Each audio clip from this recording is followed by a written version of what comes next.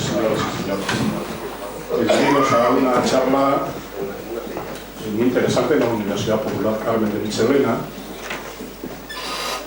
Todos nos acordamos de nuestra época de estudiantes, allá hace muchísimos años, de bachillerato, ya se nos hablaba de ciertas cosas. Hombre, en mis años quizá no tanto, porque yo soy muy de atrás, ¿verdad? Pero bueno, sobre todo ahora los chavales ya están expuestos a este tipo de conocimiento de lo que se llaman las fuerzas de la naturaleza, las fuerzas fundamentales. Fuerza entre comillas, porque son, digamos, los efectos o las interacciones entre las partículas. Y esta es una cuestión, pues obviamente todos tenemos un ordenador, un teléfono móvil, equipos médicos, equipos de diagnóstico. Bueno, la lista es inmensa, digamos, de todas las realizaciones humanas que se basan en la utilización, digamos, de materializaciones fundamentales en electrónica. Y por lo tanto hay una interacción importante, que es partículas elementales como electrones, fotones, etcétera, con la materia, con otras partículas elementales. Bueno, pues para explicar de forma, digamos, no rigurosa, sino de una forma divulgativa, este tipo de cuestiones, esta tarde tenemos con un verdadero experto que está trabajando no exactamente en este campo en este momento, pero bueno, nos va a hablar el doctor Fernando Barbero González. Es miembro del Instituto de Estructura de la Materia del CSIC. Y bueno, nos va a explicar cómo las interacciones de las partículas elementales obedecen a unos modelos muy sencillos. Por ejemplo, la clasificación fundamental son las interacciones clásicas, que se conocen la gravitación y el electromagnetismo, y después hay unas interacciones, son mucho más sofisticadas y se dan en fenómenos, digamos, exóticos. Por ejemplo, la fuerza nuclear y la fuerza débil. Todo esto se apoya en la creación de un gran modelo estándar de partículas, y después las observaciones, los experimentos, etc. Bueno, pues para no cansaros, y sobre todo para dedicarnos de lleno a la charla de hoy, dejo la palabra a Fernando y vamos a continuar. Muchísimas gracias de nuevo. Gracias. Muy bien, muchas gracias.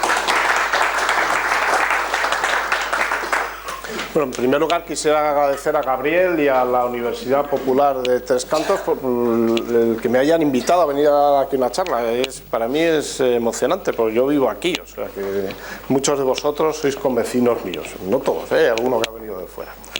Bueno, como la introducción ha sido estupenda, de hecho es un resumen perfecto de la charla, y voy a empezar con un chiste que podéis encontrar en esta dirección, en internet, que es curioso, porque cuando uno lee literatura de divulgación sobre el tema de las interacciones fundamentales, uno siente más o menos lo que describe aquí. Si no lo veis bien, os lo leo. En la primera viñeta lo que dice es: hay 4 fuerzas fundamentales que actúan entre las partículas. Primero, la gravedad, que obedece una ley, que es la famosa ley de Newton, ¿vale? Bien.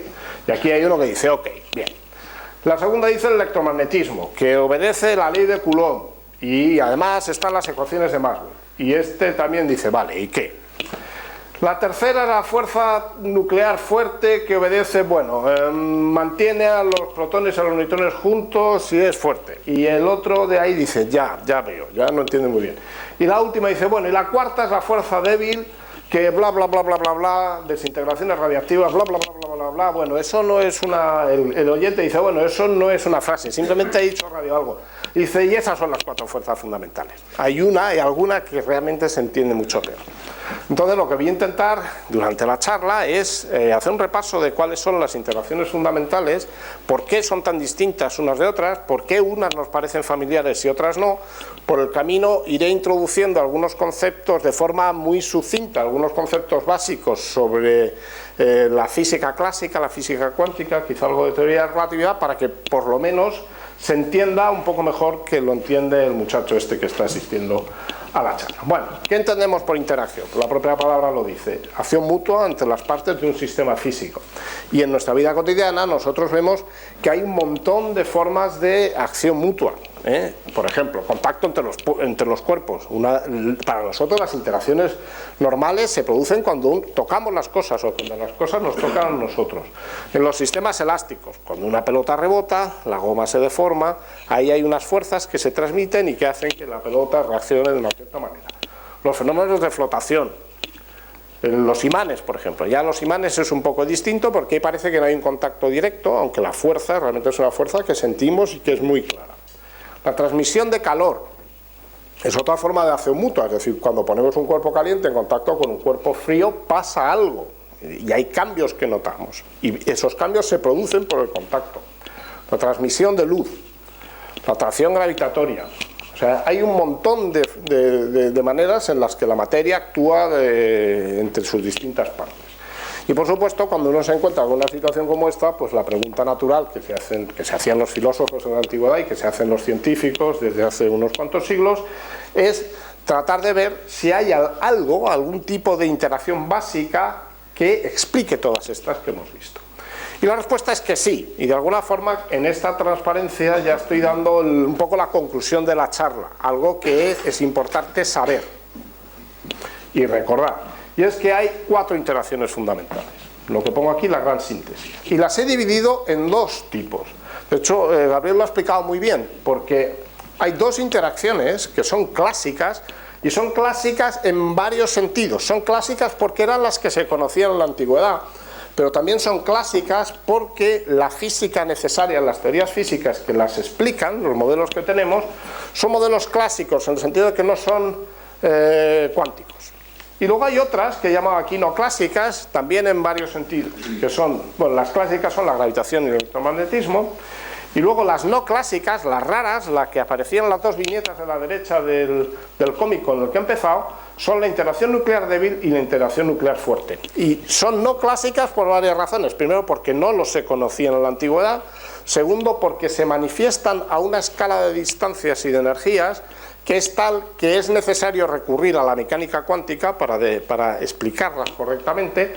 También son no clásicas en el sentido de que son necesariamente relativistas, es decir, los regímenes, o sea, en este tipo de fenómenos, por ejemplo, es fundamental la conversión de masa en energía en los procesos que vienen mediados por estas interacciones.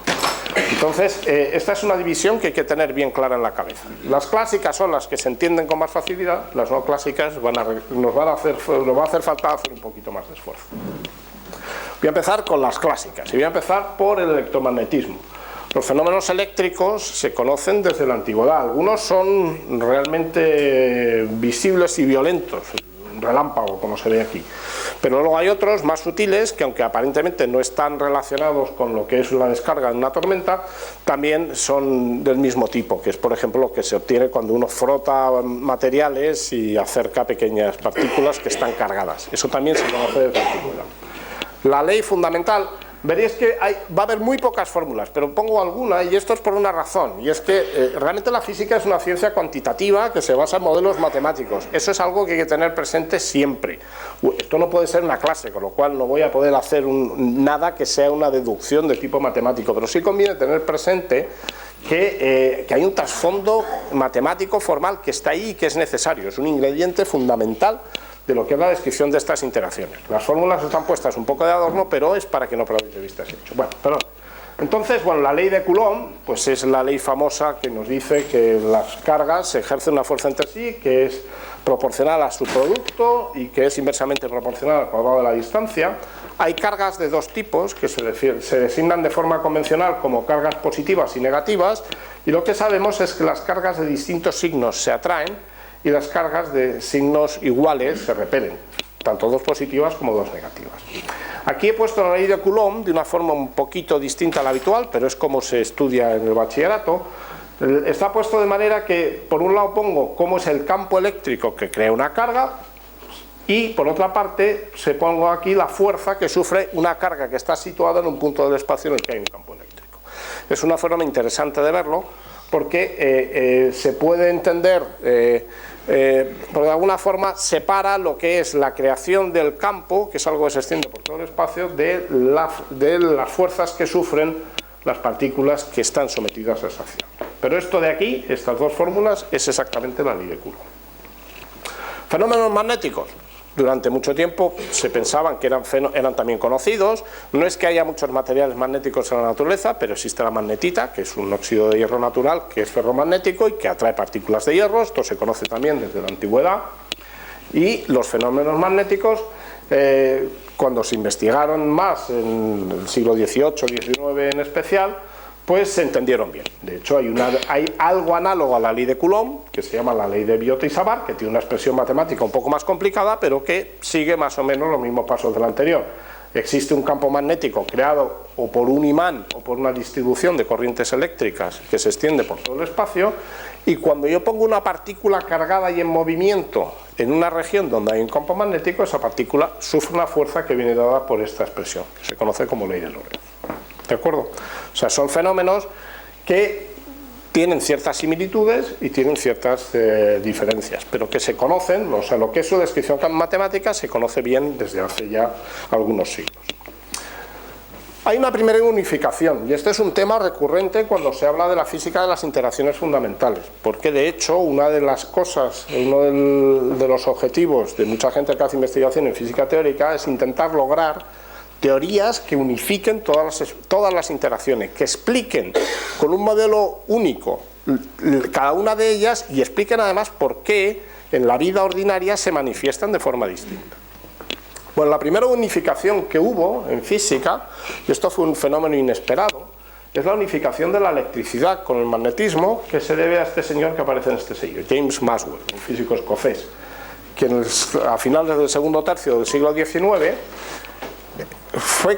se dio cuenta de que los fenómenos eléctricos y los fenómenos magnéticos en realidad están relacionados, y no solo eso, sino que hay una descripción unificada de los dos. Esa descripción unificada está contenida en esta familia de ecuaciones que aparecen aquí, que por supuesto ni voy a explicar ni pretendo que entendáis, pero que son tan importantes para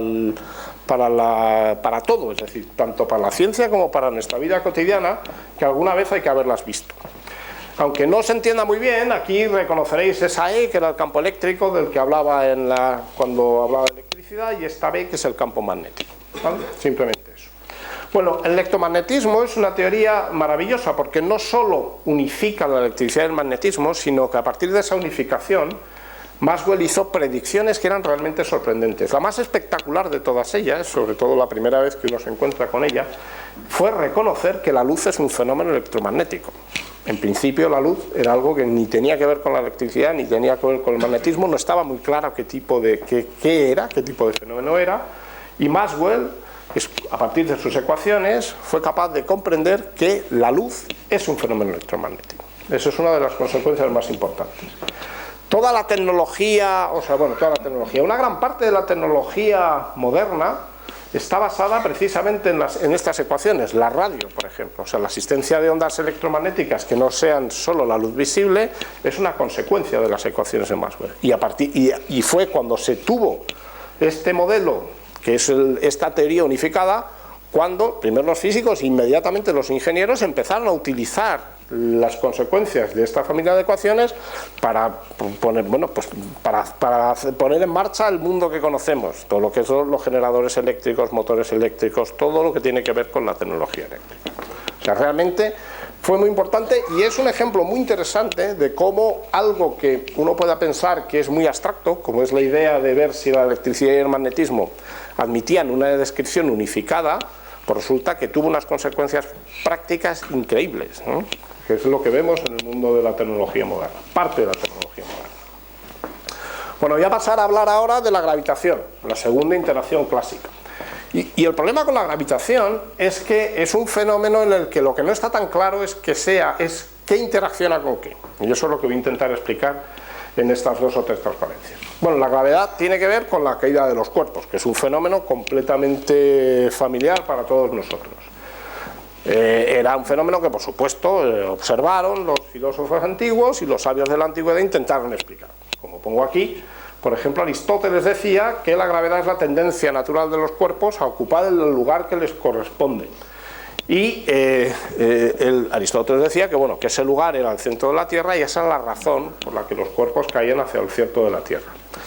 A la hora de hacer un modelo físico de la caída de los cuerpos, no estuvo particularmente atinado, porque él decía que los cuerpos caían con una velocidad proporcional a su peso, y es curioso hasta qué punto, o sea, los griegos, siendo muy sabios como eran, había cosas que simplemente había conceptos o formas de actuar que no tenían en la cabeza, en particular lo que es la experimentación, y no se molestaron realmente en comprobar si esto era cierto. De hecho, el primero que se dio cuenta de que Aristóteles estaba equivocado fue Galileo, ¿no?, que es el padre de la ciencia moderna en cierto sentido. Él entendió que los cuerpos caen todos con la misma aceleración, si las circunstancias lo permiten. Y con eso lo que quiero decir es que hay fenómenos de rozamiento que están por todas partes, que en la medida en que podamos compensarlos o evitarlos, o sea, cuando podemos compensarlos, entonces es cuando observamos este hecho de que todos los cuerpos caen con la misma aceleración.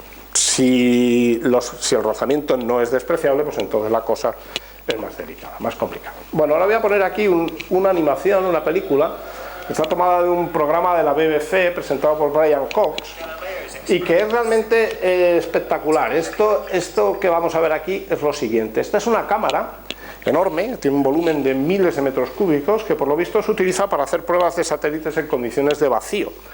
Entonces, primero lo que hacen es dejar caer una bola muy pesada de metal y unas plumas dentro de la cámara, y por supuesto pasa lo que todos esperamos: las plumas caen despacito y la bola cae muy deprisa.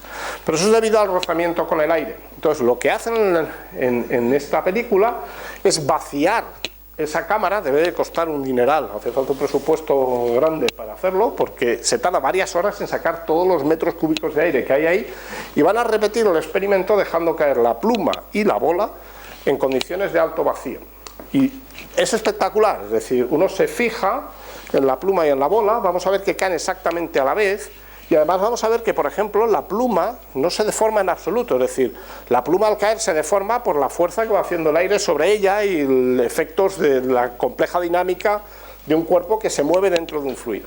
Como va a caer en vacío, lo que vamos a ver es que no solo cae a la vez, sino que la pluma no cambia su forma en absoluto. Y si uno se fija en dos partes de la bola y de la pluma, vemos que llegan abajo exactamente a la vez.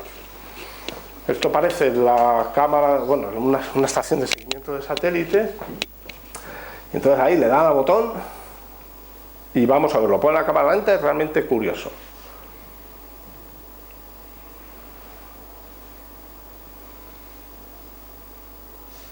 Empiezan a caer, y si os fijáis, la diferencia de altura que hay entre, yo qué sé, ese extremo y ese extremo, cuando llega abajo, fijaos lo que he dicho de la pluma. La pluma no ha cambiado su forma en absoluto. Eso quiere decir que es que realmente, como no hay aire, no hay nada que esté... Van cayendo, van cayendo, van cayendo. Esto debe de ser unas decenas de metros, y cuando llega abajo, llegan exactamente a la vez. Hay otra película famosa hecha por los astronautas en la Luna, que es un poco menos espectacular, porque claro, el astronauta deja caer un martillo y una pluma desde 1,5 metros, o sea que no da mucho tiempo, pero se ve bastante bien lo mismo, y si uno se fija en la dinámica de la pluma, pues es parecida a esta, no se deforma, o sea, es bastante espectacular. Bueno, este es el efecto de la ingravidez cuando alguien está en caída libre, por ejemplo en la estación espacial, como este astronauta que claramente se lo está pasando pipa. Entonces ahora voy a explicar lo que he dicho antes, por qué la gravedad es una interacción. Claro, uno podría pensar, como pensaba Aristóteles, que obviamente no era tonto, que era pues un fenómeno que era una tendencia natural de las cosas a moverse en una determinada dirección. El ser capaz de entender que la fuerza gravitatoria es debida a la acción mutua entre objetos es algo muy poco evidente, pese a que ahora todos lo aceptemos, y de hecho hizo falta el trabajo de un genio, Newton, para realmente interpretarlo así. La famosa, bueno, esta es una foto de un manzano que por lo visto procede del manzano que tenía en el jardín de su casa, y la historia esta de la manzana, que probablemente es apócrifa, lo que viene a señalar es fundamentalmente el hecho de que la fuerza que hace que la manzana caiga hacia el suelo es la misma que mantiene a la Luna en órbita alrededor de la Tierra. Entonces, esa acción, esa interacción, que él explicó con su famosa ley de la gravitación universal, es curiosamente muy parecida, la fórmula es muy parecida a la de la ley de Coulomb, ¿no?, aunque esta es anterior, Y tiene un poder de explicación que es realmente notable. Por ejemplo, explica las leyes de Kepler sobre el movimiento de los planetas, que Kepler descubrió casi un siglo antes de que Newton diera con la ley de la gravedad. Se pensaba que las órbitas eran circulares o eran movimientos compuestos a partir de movimientos circulares. Que las órbitas fueran elípticas es algo que no era nada evidente. Es increíble que con las observaciones que se podían hacer en la época, gente como Kepler fuera capaz de llegar a la conclusión correcta, pero llegó a la conclusión correcta. Lo que no se sabía era cuál era la causa dinámica, era por qué los planetas alrededor del Sol seguían ese tipo de órbitas. Y aunque a priori puede parecer imposible demostrarlo, a partir de esta ley se puede probar que efectivamente las leyes de Kepler se tienen que cumplir. Para demostrar esto, demostrar eso no es fácil. Para hacerlo, Newton tuvo que inventar el cálculo diferencial y el cálculo integral, que no es tampoco una cosa fácil. Pues la gravitación es una interacción muy débil, muy débil, muy débil. La gravedad, la fuerza de atracción entre masas ordinarias, de las que nosotros vemos comúnmente, es pequeñísima. Por ejemplo, si dos personas que están a un metro de distancia, la fuerza es unos 10 a la menos 6 newton, que es la misma que nos hace falta para sostener una gotita de agua en la mano. Es imperceptible. Si uno se cuelga de la ladera de una montaña como esta, el Capitán, pues la fuerza que siente, no, esto se llama el half dome, perdón, la fuerza que siente una persona debido a la atracción gravitatoria de esta mole de piedra es el equivalente al peso de muy pocos gramos, es también imperceptible. Y esta es la razón que explica por qué costó tanto tiempo darse cuenta de que había una interacción mutua. Es decir, yo veo que me caigo, pero no veo que la mesa, o sea, que si yo pongo el puntero aquí y aquí tengo este cacharro, hay una fuerza del puntero con el cacharro. Es muchísimo menor. Otra cosa, hay una razón también física para explicar, porque esto es otra cosa que también sorprende, que es la siguiente. Cuando uno piensa entonces por qué cae, pues es debido a la acción mutua entre la Tierra y la persona. Y esa es una acción que va en las dos direcciones, es decir, la fuerza que hace la Tierra sobre mí es la misma fuerza que yo hago sobre la Tierra. Y sin embargo, cuando yo salto, todos veis que soy yo el que se mueve y la Tierra prácticamente no se entera. La razón es otra ley de Newton, la segunda ley de Newton, que nos dice que la fuerza es igual a la masa por la aceleración. Si yo tengo fuerzas iguales, pero tengo una masa muy grande y una masa comparativamente muy pequeña, las aceleraciones que sufren son muy distintas.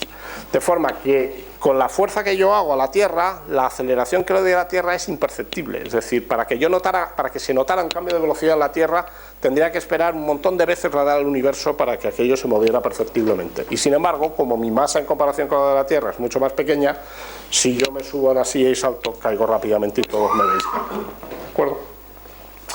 Bueno, es importante, desde un punto de vista cultural incluso, el tener en cuenta que la teoría definitiva de la gravitación no es la gravitación newtoniana, aunque a todos los efectos prácticos y para la mayor parte de las cosas es la que se utiliza, sino lo que se conoce como relatividad general. Einstein, hay dos teorías de la relatividad, y Einstein es el autor de las dos, lo que se conoce como relatividad restringida o especial y lo que se conoce como relatividad general. Bueno, la relatividad general es la teoría relativista de la gravitación. Es una teoría muy interesante desde el punto de vista, desde todos los puntos de vista, porque por ejemplo explica la gravedad como un fenómeno geométrico y no puedo decir nada más. Lo que sí que puedo poner es estas ecuaciones, que son las ecuaciones de Einstein, que son el análogo para el campo gravitatorio de las ecuaciones de Maxwell. De la misma manera que esas ecuaciones de Maxwell que puse antes explican todos los fenómenos electromagnéticos, estas ecuaciones de Einstein, que relacionan la geometría con la materia y energía que hay, explican todos los fenómenos gravitatorios, no solo la gravedad newtoniana de todos los días, la que explica por qué me caigo yo o por qué los planetas giran en órbitas elípticas alrededor del Sol, sino también, por ejemplo, la dinámica del universo, la existencia de agujeros negros, la existencia de ondas gravitatorias, de las que oiremos hablar aquí pronto. O sea que realmente es una teoría muy importante, pero con un rango de aplicación diferente. Bueno, con esto he acabado con las interacciones clásicas, son relativamente fáciles de escribir, y voy a pasar a las interacciones no clásicas. Las interacciones no clásicas se perciben a una escala muchísimo más pequeña que a la escala a la que vemos los fenómenos electromagnéticos y los fenómenos gravitatorios. Es lo que describo aquí como el mundo de los átomos. Es importante saber lo que son los átomos, que también ahora todos estamos acostumbrados, forma parte de la cultura general, pero hasta principios del siglo XX no hubo evidencia directa e incontrovertible de que realmente la materia estaba formada por átomos, con una serie de propiedades. Son los constituyentes elementales de la materia desde el punto de vista de la química, ¿no? Porque los átomos no son indivisibles. De hecho, las reacciones químicas pues simplemente consisten en una reorganización de átomos que están contenidos en agrupaciones que se conocen como moléculas, como por ejemplo esta que pongo aquí. Son muy pequeños. El tamaño típico característico de un átomo es del orden de décimas de nanómetro, ¿no? O lo que se conoce como un Armstrong, 10 a la menos 10 metros, una escala muy muy pequeña. Y bueno, aquí para que veáis cómo ha avanzado la física y la química desde hace un siglo, pues bueno, aquí pongo una molécula, esta es la fórmula de una molécula que se llama pentaceno. Se sabía que tenía esa estructura desde hace un montón de tiempo, pero nadie la había visto directamente. A partir de la estructura se puede hacer un modelo de bolas que explica bien cómo están enlazados unos átomos con otros, el tamaño relativo entre ellos, y ahora mismo somos capaces de ver estas moléculas, no verlo con luz, sino percibirlos con un tipo de microscopios que se llaman microscopios de fuerza atómica, que lo que hacen es palpar objetos microscópicos para ver cómo está distribuida la carga eléctrica. Entonces, es desde mi punto de vista fascinante el ver que cuando uno utiliza uno de estos microscopios ve exactamente esa molécula con esa geometría que ya los químicos habían conseguido descifrar hace tiempo. Aquí hay una cita que dice, esto está hecho por IBM en Zurich y muestra que se pueden ver hasta las posiciones de los átomos de hidrógeno que están unidos a los átomos de carbono. Y luego hay cosas que son no triviales. Por ejemplo, está claro que la distribución de carga no es homogénea. Esta parte y esta parte son más brillantes. Hay más densidad de carga eléctrica en esas regiones que en las otras. Es increíble. Desde mi punto de vista, es maravilloso. Bueno, la estructura de los átomos. Para poder explicar estas interacciones no clásicas tenemos que empezar a meternos en los átomos. Entonces hay un modelo clásico que es debido a Rutherford, que era un físico neozelandés, que haciendo experimentos y pensando llegó a la conclusión de que los átomos no eran como bolas de una gelatina o algo así, sino que realmente tenían estructura. Y se dio cuenta de que había dos partes claramente diferenciadas en los átomos. Una corteza electrónica, donde había unas partículas cargadas muy ligeras, y luego un núcleo central que tenía varias características. Primero, era muy pequeño, muchísimo más pequeño que un átomo, del orden de unas 100.000 veces menor que el tamaño de un átomo, que concentra casi toda la masa y que tiene carga positiva, una carga opuesta a la de las partículas que había en la corteza. Aquí hay una frase de Rutherford que es bastante curiosa, un poco, desde luego no era políticamente correcto, decía que la física es la única ciencia real y que el resto es simplemente coleccionar sellos, por eso he puesto sellos por toda la charla. Hay cierta ironía en la frase porque a Rutherford le dieron el premio Nobel de Química, no el premio Nobel de Física, pero bueno. El modelo de Rutherford era un modelo muy ingenioso. Él venía a decir que un átomo era como un sistema solar, donde el papel de la fuerza gravitatoria que mantiene a los planetas en órbita alrededor del Sol, lo juega la fuerza electromagnética. Sin embargo, cuando los físicos intentaron estudiar ese modelo con un poco más de cuidado, se dieron cuenta de que había problemas graves, de que era un modelo que no podía ser correcto del todo.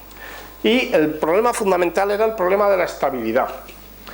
La estabilidad es fácil entender por qué ahí hay una dificultad grave. Cuando uno va a la teoría de Maxwell, que es la que hace falta para este modelo clásico, una de las consecuencias, que no he mencionado todavía, es el hecho de que cuando yo tengo partículas cargadas que se mueven en trayectorias aceleradas, esas partículas cargadas emiten radiación electromagnética. Es una radiación electromagnética que se lleva energía. O sea, la energía se conserva y, por tanto, si una partícula está acelerada, emite una radiación que se lleva energía que pierde la partícula. Cuando uno tiene un electrón que gira alrededor de un núcleo, por llevar una trayectoria circular, es una partícula acelerada y, por tanto, tiene que emitir radiación. Es posible calcular cómo es el ritmo de emisión de la radiación de la partícula que está alrededor del núcleo, Y entonces lo que se ve es que en tiempos característicos de un orden de millonésimas de segundo, fracciones de segundo en cualquier caso, los electrones tenían que caer sobre los núcleos y los átomos desaparecer. No desaparecer, pero desde luego cambiar completamente su estructura. Y eso claramente no pasa, es decir, no estamos viendo ese tipo de fenómeno en nuestra vida ordinaria. A todos los efectos prácticos los átomos son estables, salvo que participen en reacciones químicas. Luego hay otro fenómeno que se identifica, otro problema de este tipo que se planteó un poco después, cuando los físicos empezaron a estudiar el núcleo y se dieron cuenta de que el núcleo era un objeto compuesto. Ahora voy a contar un poco más adelante de qué está constituido el núcleo y veremos que hay un problema de estabilidad también grave, gravísimo, cuya solución al final viene dada por una de estas interacciones más raras de las que voy a hablar en esta segunda mitad de la charla. Bueno, antes he mencionado algo al principio, cuando hablaba de interacciones clásicas y no clásicas, y para que entendáis un poco mejor de qué va, pues tengo que hacer una introducción. Voy a intentar contar en 2 transparencias, cosa que no es fácil, bueno, es imposible, cuáles son las diferencias básicas entre lo que es la mecánica clásica, que es la mecánica que describe el movimiento de los objetos cotidianos, de la mecánica cuántica, que es la que realmente uno tiene que utilizar cuando se va al mundo de los átomos, de las moléculas, de los núcleos y de las partículas fundamentales.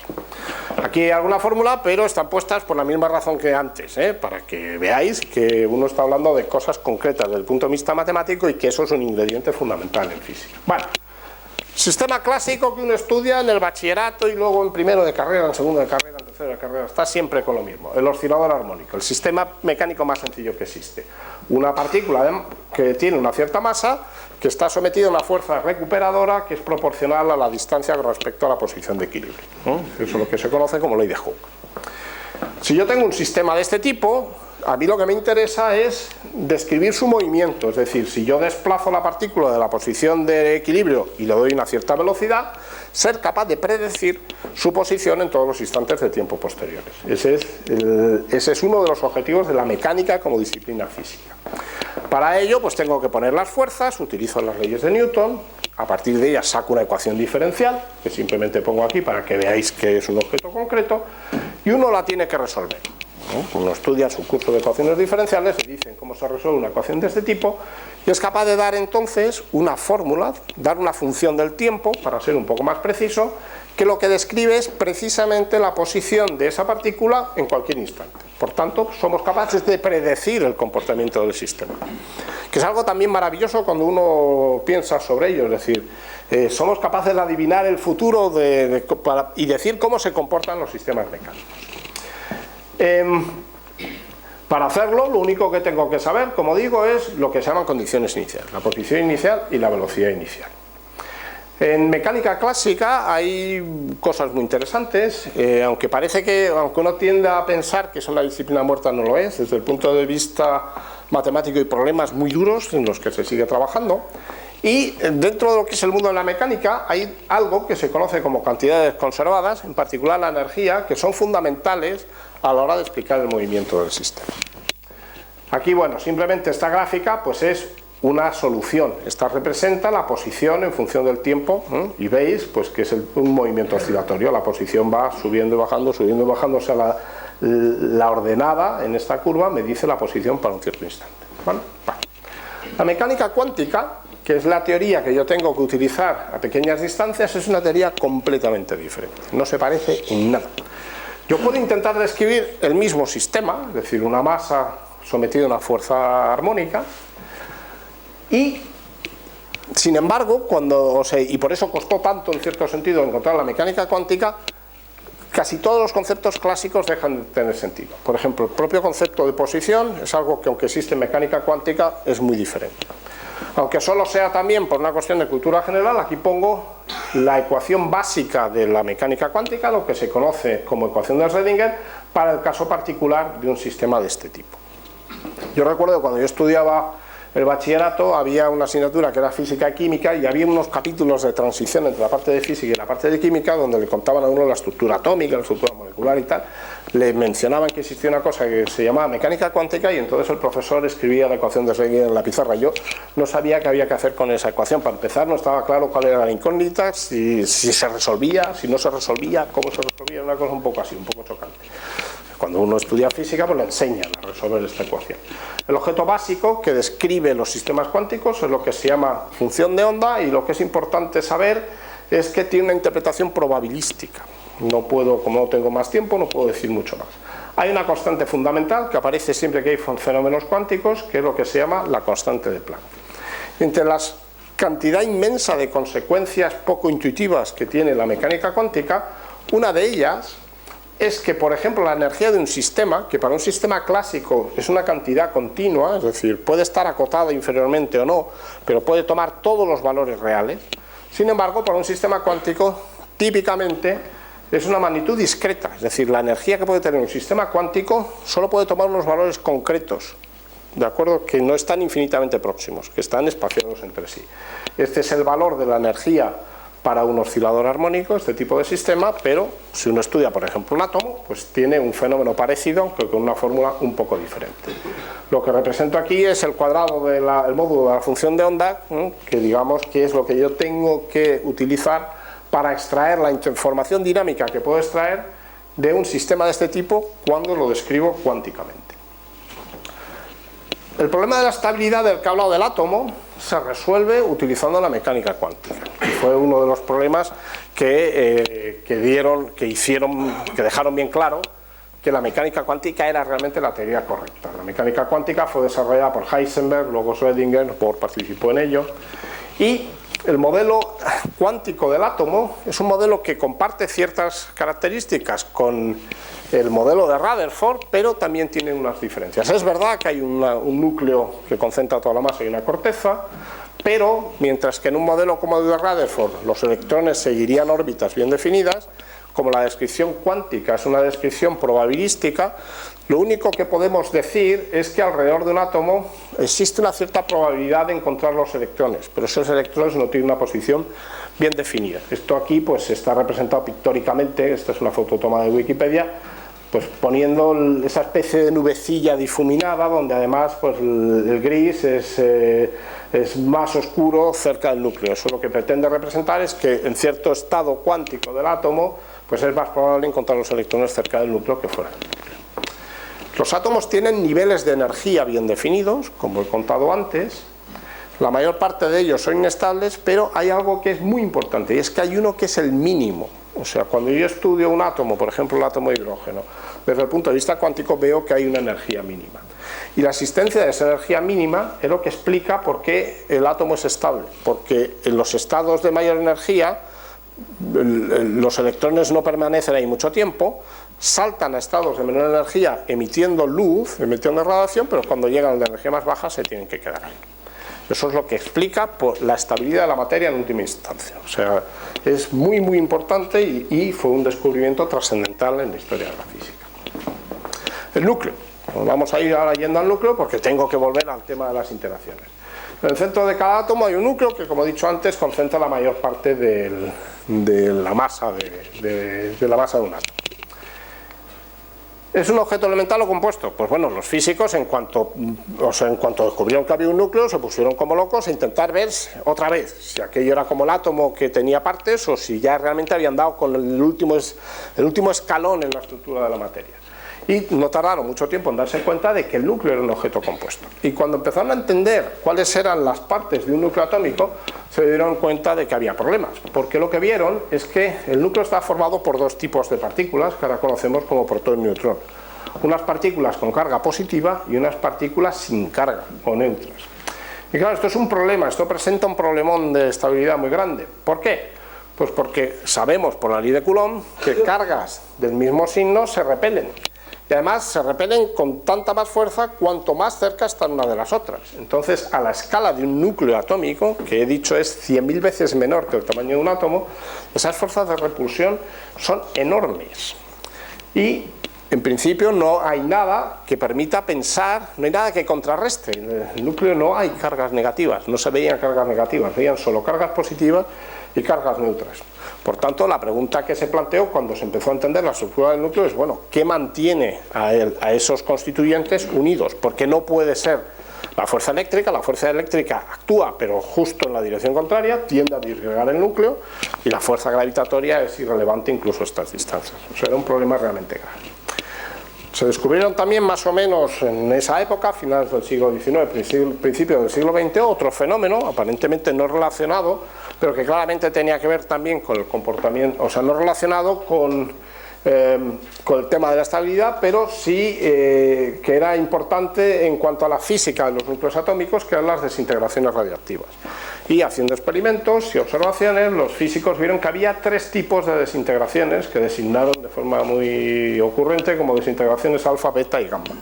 Básicamente la desintegración alfa consiste en que un núcleo se descompone en 2 trozos, uno de ellos es un núcleo de helio, que tiene 2 protones y 2 neutrones, lo que se conoce como partícula alfa, y luego un resto que se lleva al resto de los protones o los neutrones. Pero también descubrieron que había fenómenos en los que los núcleos se transmutaban unos en otros emitiendo electrones y otras partículas que tardaron tiempo en descubrirse, que son antineutrinos. Y por último vieron que había fenómenos en los que lo que hacían los núcleos era emitir radiación electromagnética mucho más energética que la radiación ordinaria que se emitía en los procesos normales de decaimiento en los átomos, de niveles de mayor energía a niveles de menor energía. Y entonces también surgía la pregunta de, bueno, estas partículas, ¿de dónde salen? Es decir, ¿cuál es el fenómeno físico que explica de dónde proceden y por qué los núcleos tienen las tasas de las vidas medias que tienen, los fenómenos asociados con la radiactividad? Eso que aparecía en la última viñeta del principio, de Radioactive. Bueno, para estudiar las interacciones fundamentales a esta escala, este tipo de problemas de los que he hablado ahora, no me basta ni siquiera la teoría cuántica, tengo que utilizar algo todavía más complicado, que es lo que se llama teoría cuántica de campos. Como pongo aquí, la teoría cuántica de campos es la mecánica cuántica de los sistemas continuos. Un sistema discreto es un sistema que tiene un número finito de grados de libertad, un número finito de partículas. Por ejemplo, la bolita esa de la masa que ponía antes con los muelles.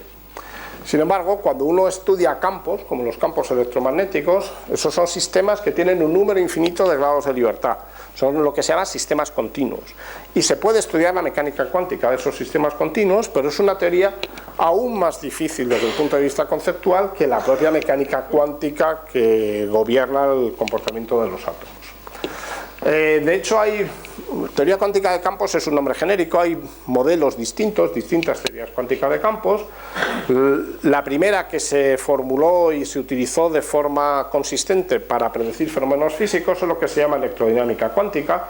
Se desarrolló por una serie de físicos, pero por poner a alguien muy representativo, aquí he puesto a Richard Feynman. Es un formalismo que es cuántico, pero además es relativista. La mecánica cuántica ordinaria no es una teoría relativista, y realmente hace predicciones muy notables. Por ejemplo, predice la existencia de antipartículas y describe fenómenos que son a priori incluso poco intuitivos, como es la creación y destrucción de partículas, que, si recordáis lo que he dicho en la transparencia anterior de estos fenómenos de desintegración, es un tipo de fenómenos que realmente se produce, es decir, hay partículas que se transforman unas en otras. Eso es lo que explica por qué se emiten neutrinos, por ejemplo, antineutrinos y electrones de los núcleos cuando se desintegran. Si leéis literatura de divulgación sobre este tema, para hacer cálculos en teoría cuántica de campos, se recurre a lo que se llaman los diagramas de Feynman, que son dibujos de este tipo, que son representaciones pictóricas de los procesos elementales de interacción entre partículas. Y aunque no puedo entrar mucho en ese tema, sí que quiero señalar algo que se ve, por ejemplo, en este primer diagrama. Este primer diagrama es el diagrama más sencillo, que representa la interacción entre un electrón y su antipartícula, que se llama positrón. Y la parte interesante es que veis, hay como 2 líneas continuas con flechas. Eso representa el electrón el tiempo se supone que va para arriba, un electrón que se desplaza, un positrón que se desplaza, y la interacción mutua se produce por intercambio de una tercera partícula, que en este caso es un fotón. Es decir, el fotón, que es la partícula que está asociada en teoría cuántica de campos al campo electromagnético, es el responsable de transmitir la interacción entre las partículas cargadas. Combinando diagramas de este tipo, uno puede estudiar cuantitativamente todos los fenómenos en los que interaccionan electrones con electrones, electrones con positrones, electrones con fotones, etc. O sea, realmente, aunque no puedo explicar lo que es, sí que si leéis algo de divulgación sobre estos temas, pues es algo que veréis en muchos sitios. Bueno, para entender finalmente cuáles son los ingredientes de las interacciones fundamentales, pues hay que tener una idea de cuáles son las partículas elementales de verdad. Y las partículas elementales de verdad son las que aparecen en este cuadro de aquí. Hay, si os fijáis, tres columnas verticales, o sea, bueno, hay una serie de familias que están coloreadas. Lo que está aquí abajo se conoce como leptones, son el electrón y el neutrino electrónico, y luego hay como dos copias de esos objetos que tienen propiedades muy similares pero masas mucho mayores y que son partículas inestables, el muón y el neutrino muónico, el leptón tau y su neutrino y las correspondientes antipartículas. Además de estas, existen los quarks. Los quarks son realmente los componentes fundamentales de los protones y los neutrones, es decir, cuando uno va viendo su estructura, uno tiene los átomos, tiene el núcleo, los núcleos y protones y neutrones, pero los protones y neutrones son objetos compuestos. Ya cuando sus componentes básicos son estos, y que nos conste no hay un nivel inferior de subestructura. Estos quarks son las partículas que tienen, aparte de carga eléctrica, otras cargas de otro tipo, que se conocen como carga de color. Tiene unos nombres caprichosos, lo que pone aquí, up, down, charm, strange, top y bottom. Hay 3 generaciones también, y de hecho la materia ordinaria solo aparecen estos de aquí. Y luego hay unas partículas que aparecen en marrón, que son las partículas mediadoras de las interacciones fundamentales. Antes he contado eso del diagrama de Feynman para señalar el hecho de que en la descripción detallada de los fenómenos cuánticos de las interacciones fuerte y débil, hay muchos fenómenos que se interpretan por intercambio de una partícula que es la que transmite la fuerza. El fotón, ya he dicho, que está aquí, que es la partícula que actúa como mediadora para la radiación electromagnética, para hay otras. Por ejemplo, hay una que se llama gluón, que es la que actúa entre estas partículas de aquí, luego contaré algo más en detalle, y luego las partículas relacionadas con la interacción débil, que es la que va a explicar los fenómenos de desintegración, pues son estas, el bosón Z y el bosón W. Y por último está el famoso bosón de Higgs, que se descubrió hace casi 5 años ya, y del que mencioné alguna cosilla al final. Bueno, entonces vamos a ir ya con todos estos prolegómenos y todo este preámbulo. Voy a ir a decir algo sobre la interacción débil y la interacción fuerte, que espero que se entienda un poco mejor que lo que aparecía en el cómic. Interacción fuerte es la responsable de mantener unidos a los protones y neutrones. No es de tipo coulombiano, es decir, no hay una ley con la ley de Coulomb que la explique.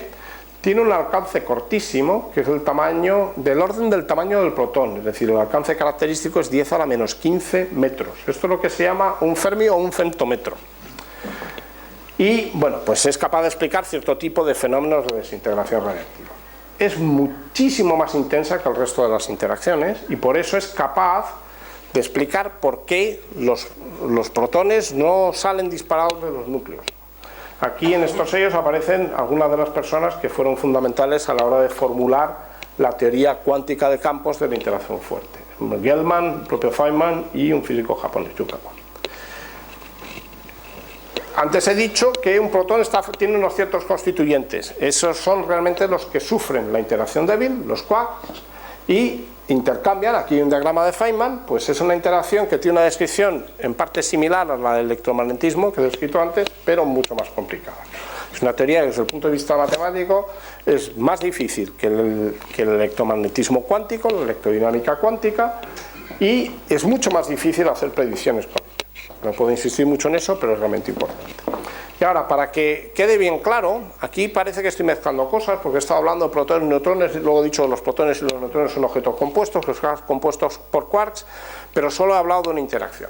Bueno, es importante entender, y de hecho esto es una cosa curiosa, que en realidad la fuerza que se ejercen protones y neutrones entre sí, la fuerza de atracción, realmente es una especie de fuerza residual que es debida a la fuerza que hay entre los quarks que hay dentro. Si habéis leído algo sobre esto, hay algo análogo para la interacción electromagnética, que son lo que se llaman las fuerzas de Van der Waals. Es decir, si yo tengo moléculas, las moléculas están formadas por distribuciones de carga, pero si yo estoy suficientemente lejos, las moléculas son neutras. Eso quiere decir que si yo tengo dos moléculas suficientemente alejadas, esencialmente no se ejerce ninguna fuerza entre sí. Pero si ya los acerco lo suficiente, las distintas cargas que están en la molécula, ven que las cargas de la otra molécula están un poco desplazadas. Y el efecto neto del hecho de que las cargas no están concentradas en un punto es una fuerza de atracción que solo se percibe, y que es puramente electromagnética, que solo se percibe a distancias muy cortas.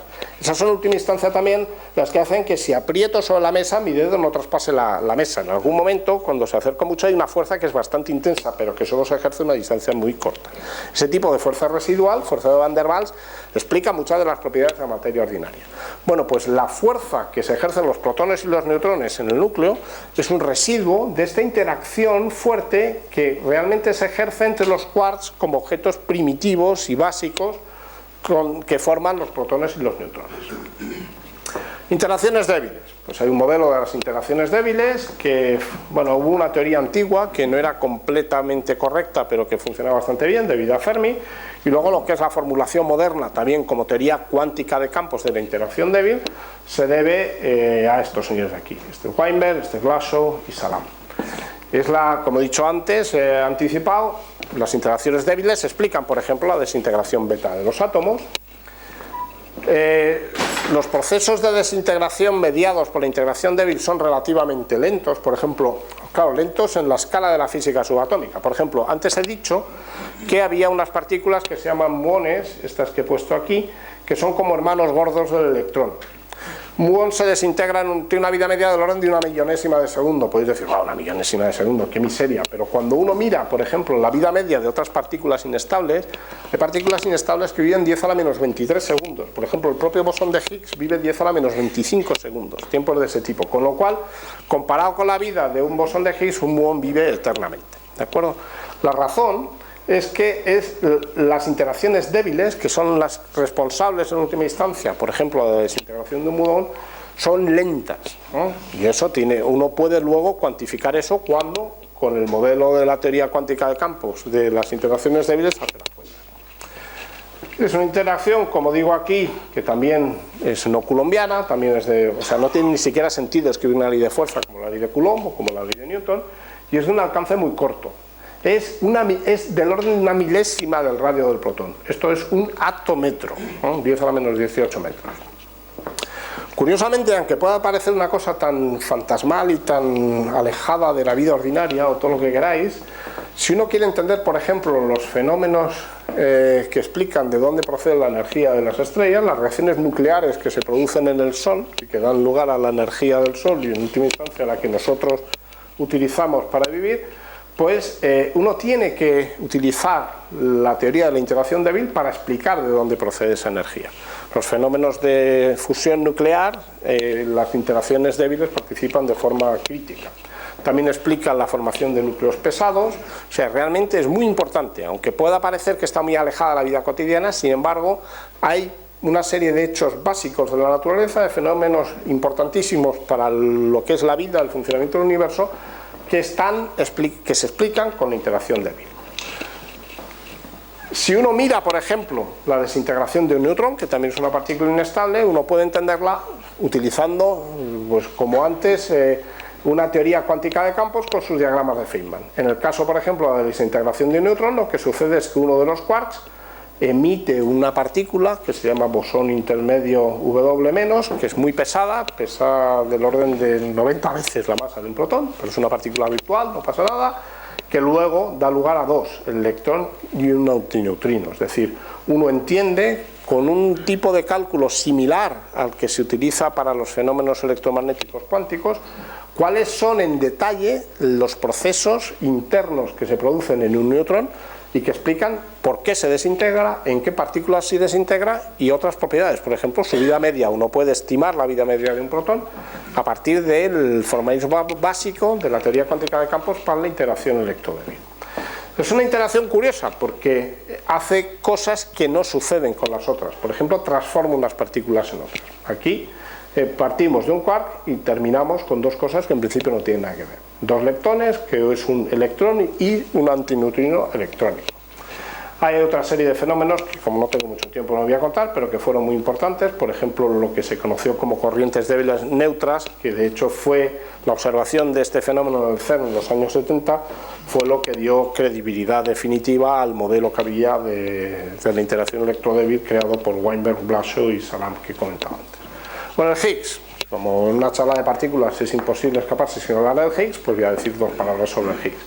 El Higgs básicamente es la partícula que explica de dónde procede la masa de la mayor parte de las otras partículas elementales. Hay varios mecanismos por los cuales el Higgs da masa a las otras partículas, no puedo entrar en detalles, pero es un elemento fundamental en la teoría. Tiene además importancia desde el punto de vista técnico para explicar, para dar consistencia interna a todo el edificio del modelo estándar, pero no voy a insistir más sobre ello.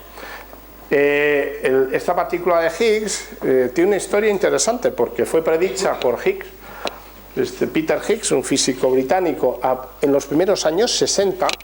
El fenómeno, de hecho hay un fenómeno relacionado a materia condensada que es incluso anterior y que se debe a Anderson, ¿no? Un famoso premio Nobel físico de la materia condensada, pero bueno, esta partícula se predijo y ha sido el elemento que faltaba en el modelo estándar hasta hace 5 años.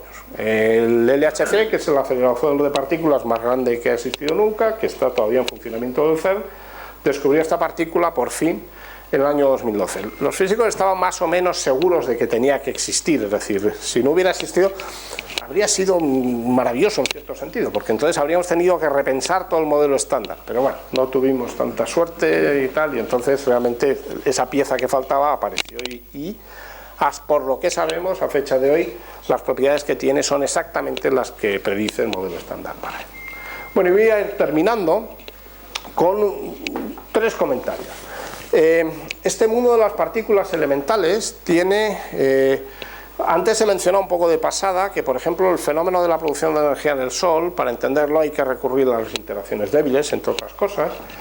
De hecho, cuando uno, la física, el modelo estándar de las partículas tiene otras aplicaciones en ámbitos que en principio uno pensaría que no tienen nada que ver. Por ejemplo, en el estudio del universo primitivo. Si uno estudia lo que sucedió en los primeros instantes después del Big Bang, uno de los ingredientes que necesita, hay varios ingredientes. Uno es, por ejemplo, la relatividad general, la teoría de la gravitación de Einstein, que nos dice cómo era la geometría del universo. Pero hay otro, que es la física de partículas. Para entender lo que sucede a las altísimas temperaturas que había al principio del universo, necesito saber cómo interaccionan las partículas elementales a energías muy altas. Y eso me lo da el modelo estándar. Es decir, entre las aplicaciones que tiene el modelo estándar de partículas elementales y la física de las interacciones fundamentales, es entender el universo primitivo, que es algo que en principio uno no esperaría. A mí me pareció, cuando me di cuenta, cuando leí que esto era así, me pareció una cosa realmente sorprendente. El aspecto experimental, no he hablado prácticamente nada sobre él, he mencionado de pasada que Rutherford hizo experimentos para llegar a su modelo del átomo, he hablado del LHC con respecto al tema del Higgs y tal, realmente es muy interesante. Las máquinas que se utilizan, estos aceleradores de partículas son objetos increíbles, es decir, el LHC es un acelerador que está en un túnel circular que mide 27 kilómetros, es el túnel que ocupaba el LEP, que fue su predecesor, que era un colisionador de electrones y positrones. Hay un tubo que mide 27 kilómetros que está completamente evacuado, tiene alto vacío. Los imanes que curvan la trayectoria de los protones que circulan son imanes superconductores con unos campos magnéticos intensísimos, que para que funcionen tienen que estar refrigerados por helio líquido. El volumen de helio líquido que se maneja aquí es enorme, desde el punto de vista simplemente de la ingeniería, de lo que hace falta para hacer que una máquina así funcione, es increíble, es realmente increíble que se pueda hacer una máquina como esta. Esta es una imagen de uno de los detectores. Los detectores que utilizaba Rutherford para ver cómo era el átomo, pues eran películas fotográficas, algo muy rudimentario, de andar por casa realmente. Los detectores que se utilizan ahora en el CERN son estructuras de este tipo. Aquí se ve, por ejemplo, una persona, para que se aprecie la escala. Esto mide pues varios pisos de altura, es macizo, es decir, estos son capas de placas que hay de hierro, hay un montón de capas de distintos materiales con distintos tipos de detectores que sirven para identificar las partículas que se producen en las colisiones de protones, medir su energía, medir sus trayectorias y a partir de ellas estudiar los detalles de lo que ha pasado en la colisión, y a partir de ellos, por ejemplo, uno descubre el Higgs y hace otro tipo de estudios de física y partículas. Y bueno, la síntesis final, esta es mi penúltima transparencia. El tema de la unificación ha salido un poco al principio, y si leéis literatura divulgativa sobre las interacciones fundamentales, pues uno de los temas es el tema de la unificación de las interacciones, de ver hasta qué punto estas cuatro interacciones que parecen tan distintas se puede o no describir con una teoría única. De hecho, hay varias unificaciones. Está la del electromagnetismo. Está tan asumida que la teoría unificada es electromagnetismo. Nadie habla de interacción magnética y eléctrica por separado. La interacción débil está también unificada con el electromagnetismo. Estrictamente, el modelo de Weinberg-Glashow-Salam es un modelo donde están tanto la interacción electromagnética como las interacciones débiles. Y es realmente una teoría unificada, es decir, es una que además, desde el punto de vista estético, es una unificación muy satisfactoria. Las interacciones fuertes se pueden incorporar, pero ya la unificación es un poquito más fea desde el punto de vista matemático, porque digamos que es más trivial en cierto sentido, no queda tan bien, menos predictiva, no hay fenómenos, así como de la unificación de las interacciones débiles con las electromagnéticas, se predice, por ejemplo, la existencia de unas partículas que son esas W y Z0, que luego se han descubierto y que son muy importantes. De la unificación que hay del modelo electrodébil con la interacción fuerte no hay nada más, ¿vale? Y luego queda la gravedad. La gravedad es una especie de teoría extraña cuya propia descripción matemática no tiene nada que ver con la de estas interacciones. La teoría cuántica de la gravedad no existe, o por lo menos no hay una teoría definitiva que todos los físicos acepten que es la teoría de la gravedad cuántica, y además los candidatos que hay, como por ejemplo las teorías de cuerdas y supercuerdas, que son muy famosas, pues aunque es verdad que desde el punto de vista de su consistencia interna son bastante interesantes y la gravedad aparece de una manera bastante elegante, tampoco está claro que sean las teorías definitivas, en parte porque tienen muchos problemas a la hora de hacer predicciones que sean inequívocas y que sean específicas de lo que es ese modelo. Con lo cual, el tema de la unificación total pues queda ahí. Y es difícil saber qué va a pasar al final. Puede ser que realmente no haya forma de... O sea, que sea un prejuicio nuestro. La idea está de que hay que unificar las interacciones, o puede que simplemente no hayamos dado con la teoría buena. Y aquí termino. Muchas gracias.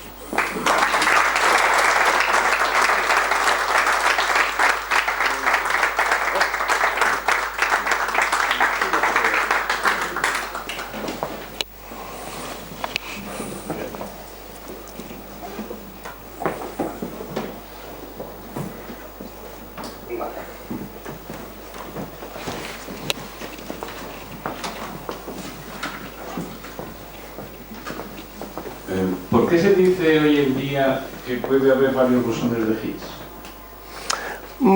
Bueno, o sea, vamos a ver, hay modelos que intentan ir más allá del modelo estándar. Y de hecho, por ejemplo, hay lo que se llaman teorías de gran unificación, donde el grupo de simetría pues es un grupo más grande que incorpora de una manera no trivial a los grupos de simetría que explican la interacción débil, el electromagnetismo y la interacción fuerte, y que predicen, por ejemplo, la desintegración del protón.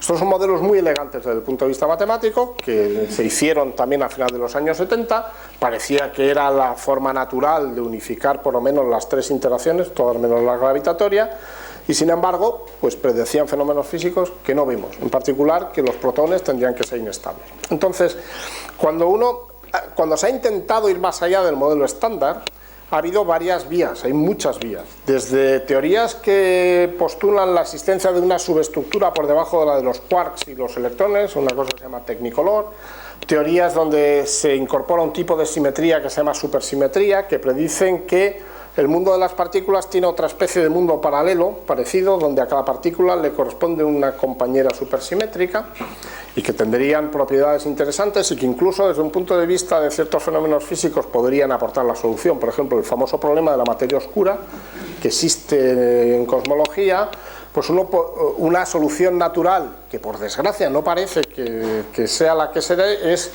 que la materia oscura esté formada por la partícula supersimétrica neutra más ligera, lo que se llama el neutralino.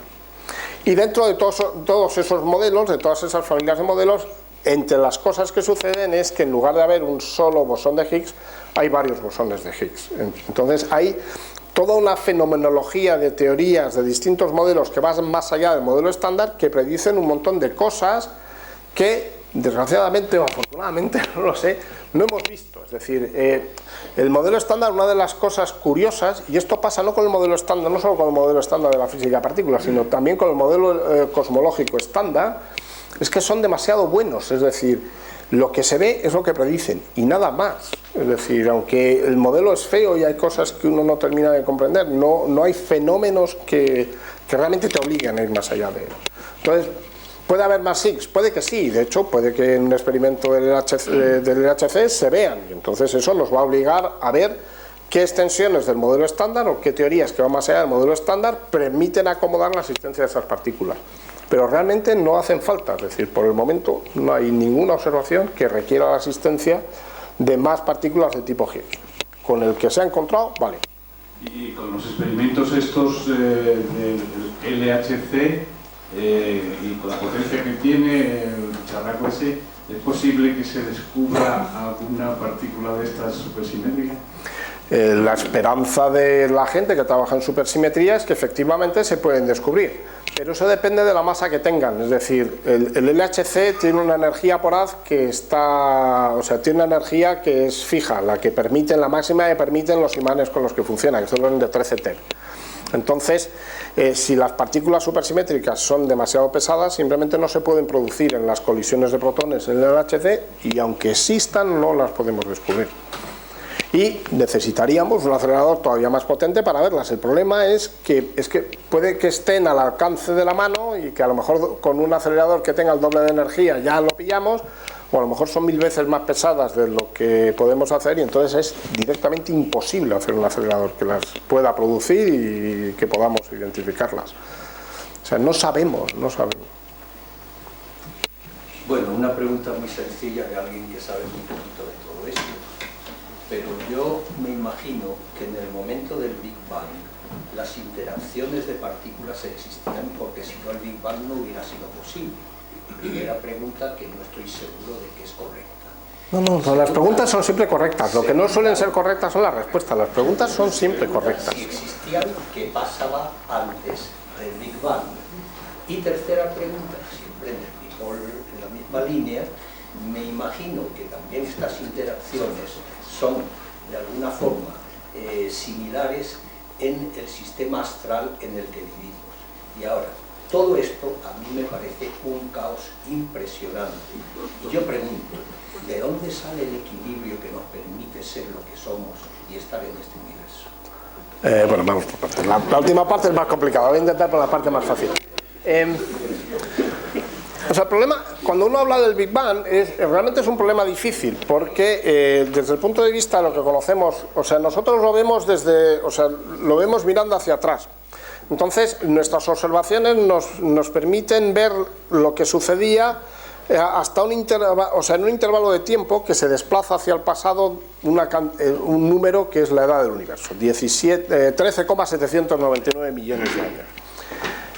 La pregunta de si había algo antes o no está muy clara lo que significa, porque es perfecta, porque en realidad todas las alternativas son concebibles desde el punto de vista abstracto. Puede que haya un instante inicial del universo y que simplemente y que antes no hubiera nada, no hubiera ni tiempo ni espacio, no hubiera nada. Puede que hubiera un universo anterior con unas leyes físicas distintas y que hubiera un fenómeno de colapso en el que de repente se crea. Esas dos alternativas como mínimo existen. Y también existe la alternativa de que incluso las propias ideas que tenemos de espacio y tiempo a las escalas al principio del universo ni siquiera tengan sentido, que sean por ejemplo fenómenos emergentes. Realmente no sabemos.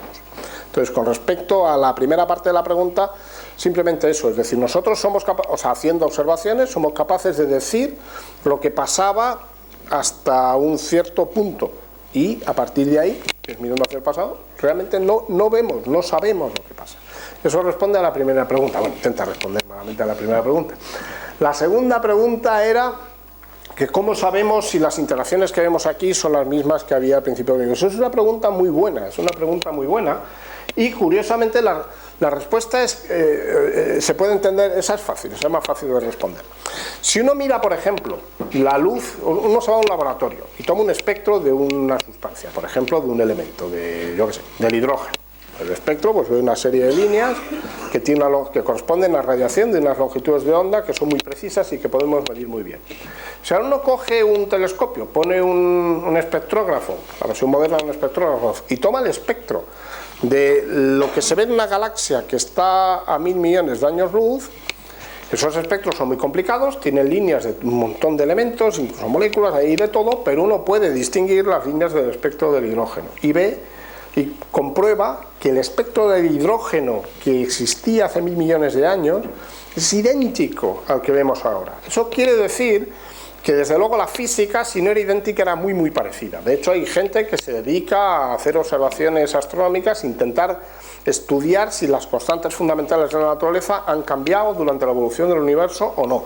Y lo que se ve es que no han cambiado. Es decir, la física que nosotros observamos en nuestro entorno es esencialmente la misma que nos permite explicar los fenómenos hasta los primeros instantes del universo. Es decir, pero eso es una afirmación que está basada en observaciones. Si de repente viera que el espectro de los objetos lejanos no tiene nada que ver con el espectro de que saco de un gas en el laboratorio, pues entonces pensaría que hay algo raro, o que había sustancias distintas o que la física es distinta. Pero es que se ve lo mismo, es decir, no se ven espectros diferentes en ningún sentido. Aquí que tenemos un astrónomo puede confirmarlo con mucho más conocimiento de causa que yo. Y luego la tercera pregunta es una pregunta filosófica, es la típica pregunta filosófica a la que es muy difícil responder desde el punto de vista de la física. Entonces, pues bueno, es una cuestión de... O sea, yo entiendo que la física nunca puede dar respuesta a ese tipo de preguntas. Uno de los misterios de la vida es que uno se puede hacer preguntas que no está claro ni siquiera que tengan respuesta.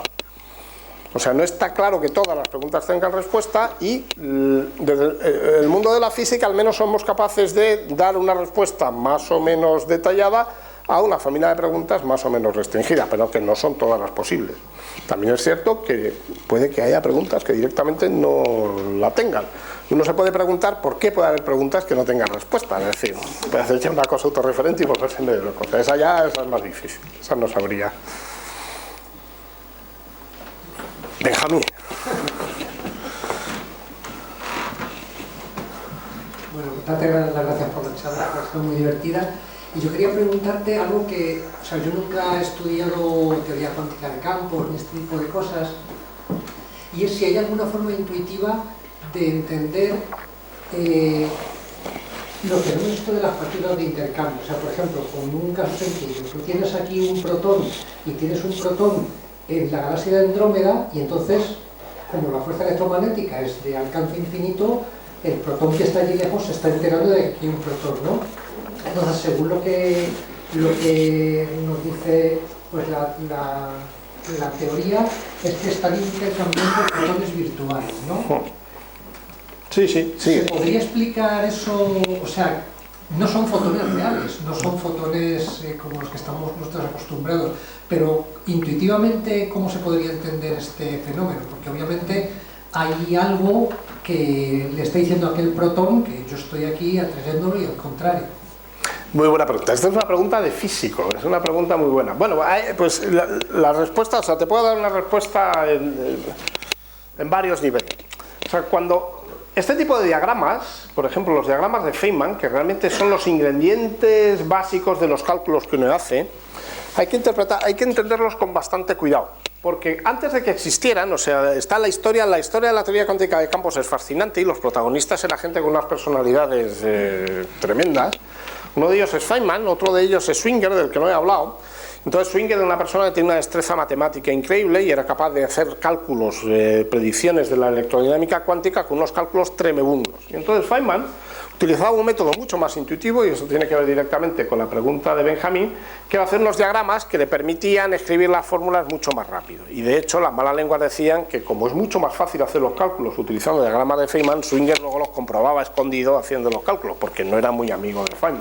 Eran de estos egos hipertróficos que existen en el mundo de la ciencia y en tantos otros mundos. Bueno, entonces, un diagrama de este tipo da la sensación de que es muy intuitivo, porque dice, bueno, yo tengo aquí el electrón, tengo aquí un positrón, intercambio una partícula, entonces es perfecto. Por ejemplo, un modelito clásico que uno puede hacer de esto. Imaginaos que yo tengo dos personas en dos barcas en un lago.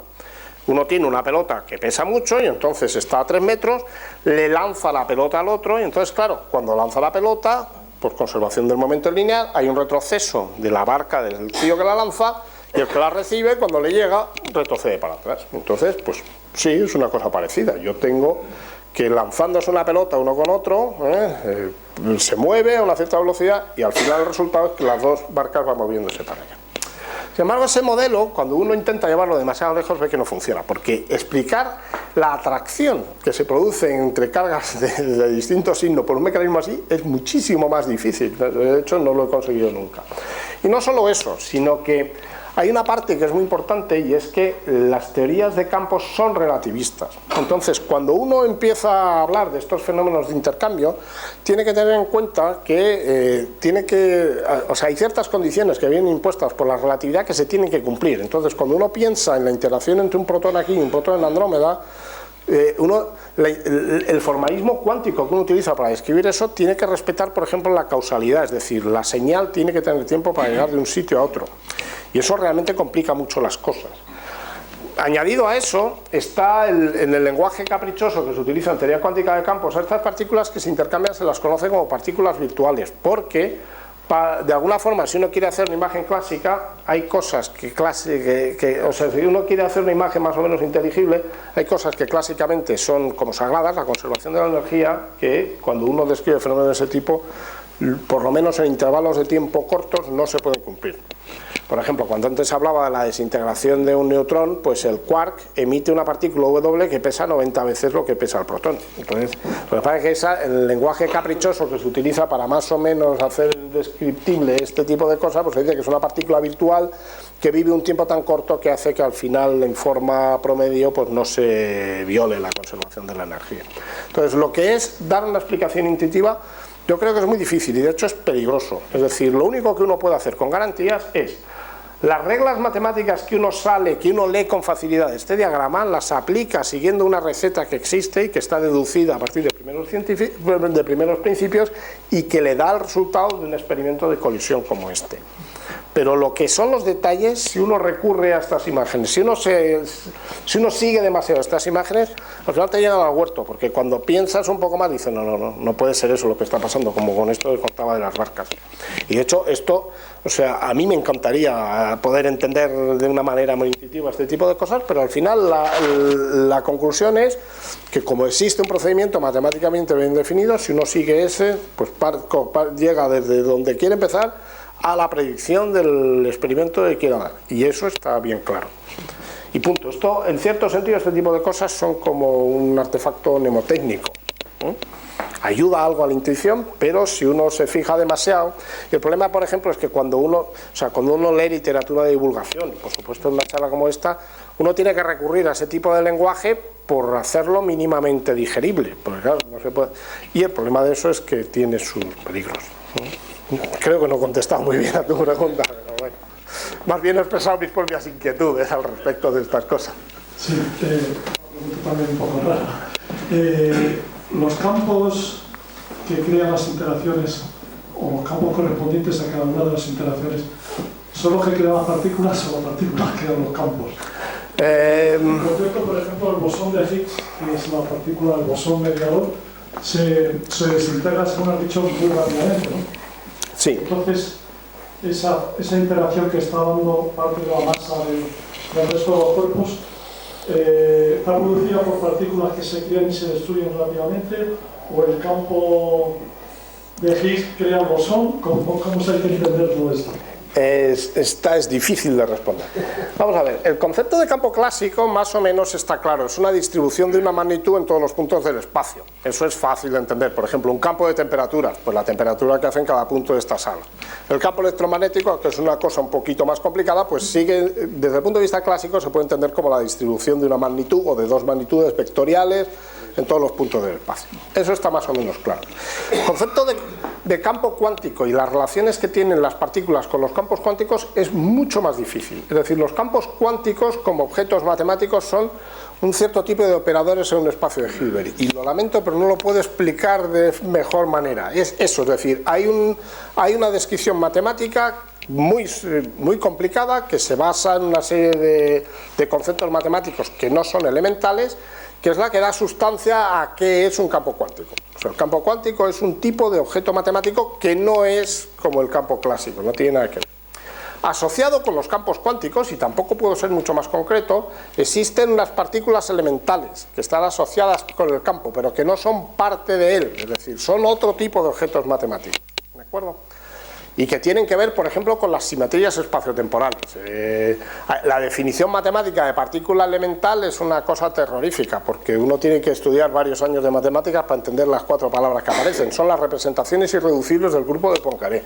Entonces, cuando uno sabe lo que es un grupo, lo que es el grupo de Poincaré, lo que es una representación, lo que es una representación irreducible, pues ya puede entender eso.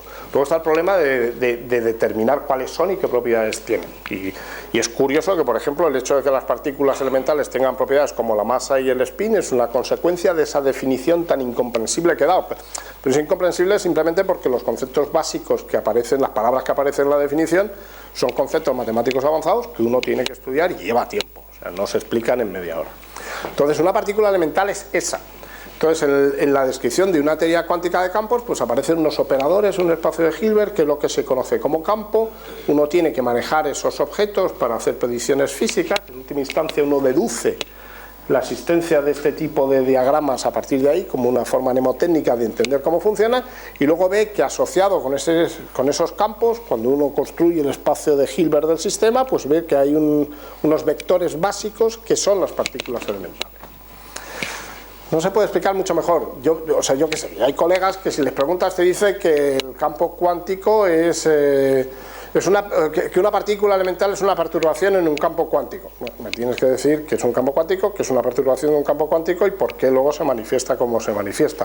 La definición precisa realmente es la otra que te he dicho de las representaciones irreducibles del grupo de Poincaré. Lo que pasa es que eso no se puede explicar en media hora. Vamos, de hecho yo no lo podría explicar, porque realmente es un tema muy avanzado. Uno tiene que dedicar mucho tiempo para entender los detalles de una definición de ese tipo.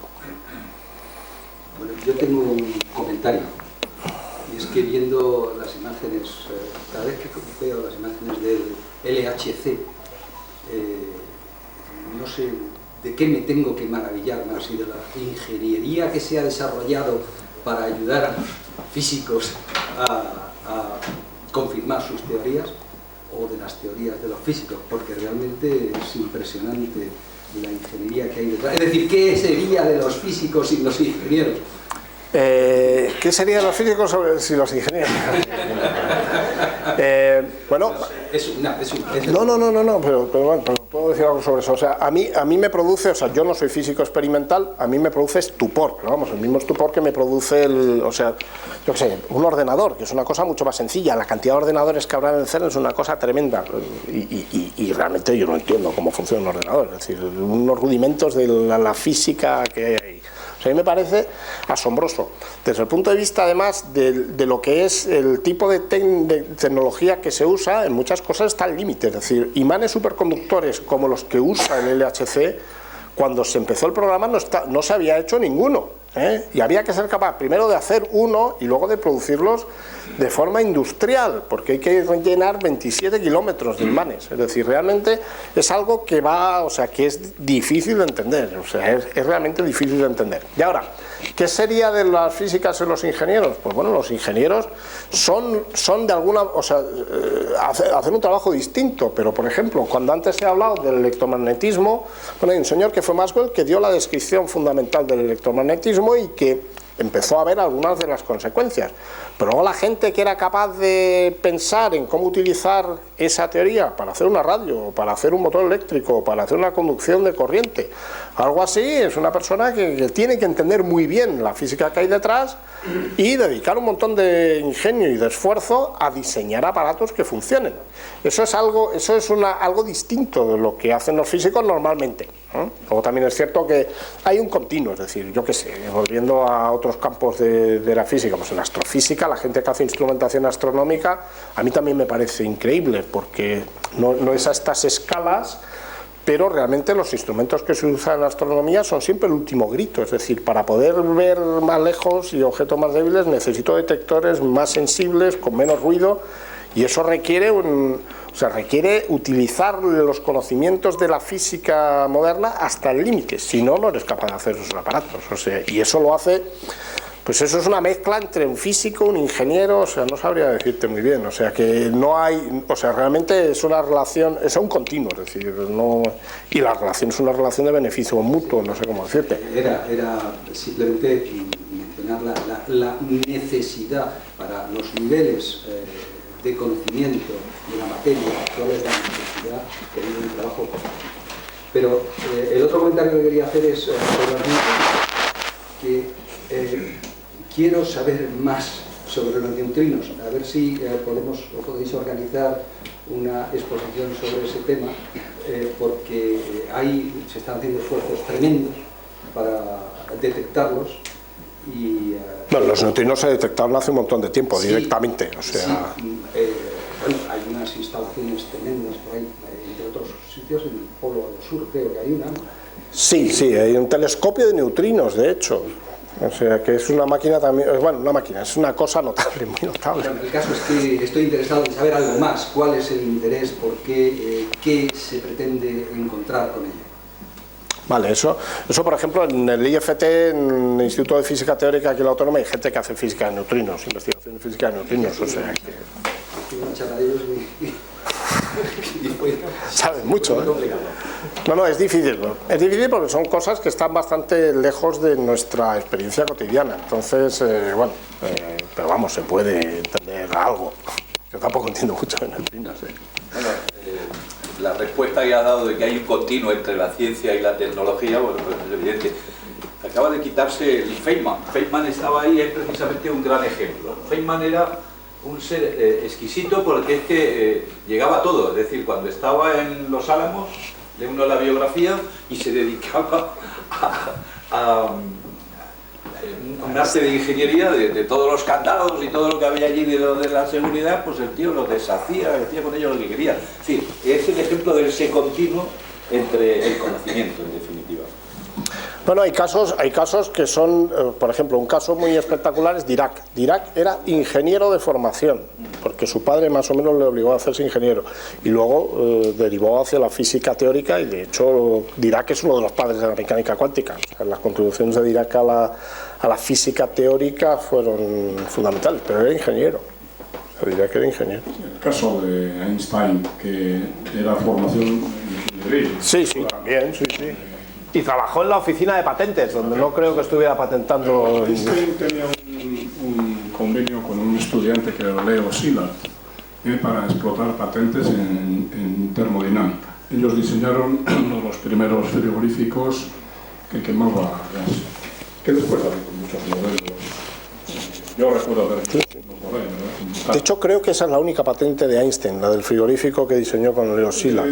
No. ¿Hay más patentes de Einstein? Einstein dio una explicación, la explicación válida y la explicación que se utiliza en ingeniería aeronáutica, ¿por qué vuela un avión? Einstein, en la época, en los años 30, todavía los ingenieros aeronáuticos no tenían una idea, parece mentira, pero esto es histórico. Entonces hizo una aportación a Fokker, la compañía holandesa de aviación, y mejoró bastante la eficiencia de vuelo de los aviones. Eso no lo sabía, eso tengo que leerlo. Sí, es muy bonito y muy curioso. Sí, de hecho yo sé que hay una ecuación de Einstein, que es la que conocen los ingenieros, que es una ecuación de Einstein que los físicos no conocemos, de hecho no sé. Pero ahora que lo dice el vuelo del avión se explica muy fácilmente como una aplicación de una de las leyes de Newton, la aviación y reacción, es decir, cuando veáis el perfil de un ala, que tiene una forma un poco rara, tiene poco que ver con la sustentación. Tiene mucho que ver, digamos, con la resistencia al avance. Entonces, la sustentación se produce por el ángulo de ataque y puede tener cualquier forma. Es decir, la sustentación de un avión, de acuerdo con las ideas de Einstein, se produce por un efecto, digamos, de acción-reacción. Al volar el avión, pues se impulsa, o sea, choca el ala contra el aire y hay un movimiento efectivo de una masa de aire en sentido vertical. Y como reacción se sustenta el ala, ¿verdad? Eso se ve muy bien en fotografías de aviones, fotografías de helicópteros, etcétera, etcétera, que se ve, digamos, la corriente descendente y, digamos, en ambientes pulverulentos, pues se ven, digamos, las nubes de polvo que se mueven. Es un principio elementalísimo. ¿No es un perfil NACA eso? El perfil del ala no es el perfil. Ese perfil se busca, se utiliza, y hay una teoría matemática muy bonita, ¿verdad? Una transformación conforme con complejos y tal, para mejorar la resistencia al avance, para, digamos, mejorar para reducir la resistencia al avance.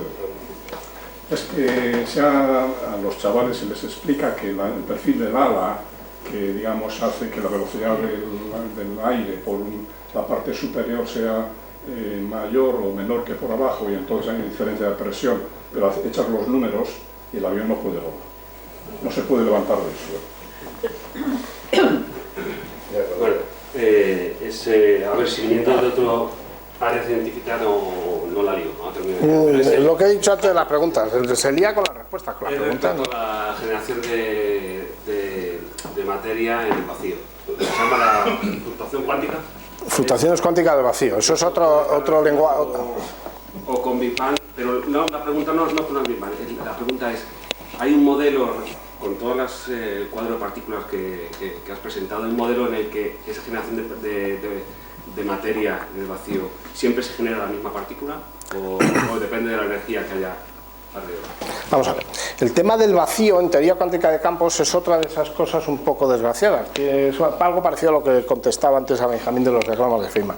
El vacío es un nombre caprichoso, mal elegido, que se utiliza para el estado fundamental en una teoría cuántica de campos. Entonces uno piensa en el vacío como que no hay nada, pero no es cierto. Es decir, cuando uno habla en teoría cuántica de campos, el vacío es el estado fundamental, que tiene una descripción matemática concreta, es decir, no es algo sin propiedades.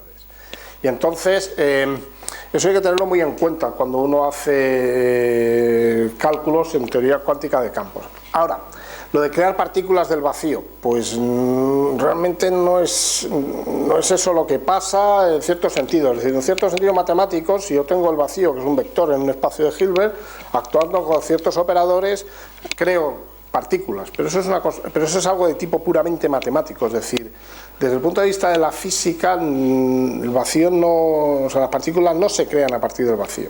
Sí que es cierto que también hay veces que se habla de fluctuaciones cuánticas del vacío. Eso es otra imagen más o menos pictórica que se puede usar para intentar describir de forma intuitiva algunas cosas, pero no es una imagen precisa. Entonces, no es correcto decir que si yo estoy en el vacío de repente vayan a empezar a crearse partículas de ahí. Es decir, si yo estoy en el vacío es el estado de mínima energía, aquello es estable, me quedé ahí para siempre. Es decir, cuando se habla del vacío técnicamente es en otro contexto y para otras cosas. O sea, hay que tener cuidado con el lenguaje porque esta es una maldición del lenguaje que se usa. Como los conceptos matemáticos son tan abstractos, si uno pretende hacerlos un poco más digeribles, el problema es que termina utilizando palabras del lenguaje cotidiano y de forma inconsciente atribuimos al fenómeno físico unas propiedades que vienen dadas por la palabra pero que no son exactas. Por ejemplo, eso, la idea de que el vacío significa que no hay nada. Pero eso no es relacionado con la energía oscura y lo que es la energía oscura, por ejemplo, el tema de la energía oscura es una especie de misterio que puede que no lo sea en absoluto. Es decir, en las ecuaciones de Einstein de la relatividad general que he puesto por ahí en algún momento, un segundo, a ver, las pongo, en las ecuaciones hay una historia muy interesante. A ver, esto no sé por qué no se selecciona, cancelamos y vamos para atrás. En estas ecuaciones que he puesto aquí se puede meter un término donde aparece una constante que se llama constante cosmológica, que a todos los efectos prácticos es exactamente lo que hace falta para describir eso que de forma también así caprichosa se conoce como energía oscura. Uno mete, es una constante fundamental que uno la mete con el valor preciso, que además es un valor que se deduce de las observaciones, de observaciones que son independientes entre sí. Uno mete ese número, lo mete en las ecuaciones de Einstein, saca soluciones donde aparece ese número y esas soluciones describen perfectamente la geometría a gran escala del universo. Entonces, está en el sello. Está en el sello, exacto. En el sello, este cacho de aquí, gracias por recordármelo, porque aquí puede uno pensar, que puede uno decir que está aquí dentro, pero en el sello, este húngaro, que no hay forma que lo entienda, lo pone de manera explícita, esa lambda mayúscula es la constante cosmológica. Y uno puede tomar, y es perfectamente consistente, el punto de vista de decir, bueno, la meto ahí en las ecuaciones, la resuelvo con el valor que deduzco de las observaciones y todo funciona al pelo. Por supuesto hay gente que intenta entender, pues dice, bueno, no, eso es una constante efectiva que en realidad pues resume una serie de fenómenos físicos que tienen que ver con, yo qué sé, las diagramas de Feynman vacío-vacío, que se llaman así, que son una cosa... Pues bueno, uno lo que pasa es que cuando hace las cuentas no le sale. Y es que a lo mejor la teoría cuántica de campos estándar no se puede aplicar en ese contexto y simplemente no tiene sentido calcular este número. Es una constante de la naturaleza y punto. O sea, eso del vacío, por ejemplo, eso se me había olvidado, pero cuando uno pone diagramas de Feynman, como estos que he pintado aquí, puede dibujar diagramas de Feynman que no tienen patas externas, cosas como estas, y que simplemente tienen bucles. Entonces eso se llaman diagramas vacío-vacío, es un nombre caprichoso, pero que los distingue de los que describen la interacción entre partículas, que se observan como estados libres, y que da unos números que sin embargo no le permiten a uno calcular la constante cosmológica. Esa es la realidad. Entonces, pues bueno, no se sabe, pero puede que la respuesta es que sea ese número y a correr. Dime. Sí, la masa de las partículas, la masa que tenemos todos, según he oído, solamente un 10% es debido al bosón de Higgs, al campo de Higgs. Entonces, hay un 90% restante que se ha debido a otra cosa, ¿no? En otros tiempos yo oía que, bueno, debido a que la fuerza fuerte actúa en distancias muy pequeñas, es una fuerza muy intensa, la más intensa de todas, pero a distancias muy cortas le da libertad a los quarks para que se muevan. Entonces, una versión que oía era que esos quarks se están moviendo a una velocidad importante, entonces el resto de la masa es debido a la energía cinética, ¿no? Y la versión que he oído últimamente es que es debido a la energía del vacío, o sea, a los efectos cuánticos del vacío. ¿Cuál es la visión más correcta hoy día de esa masa real que tenemos?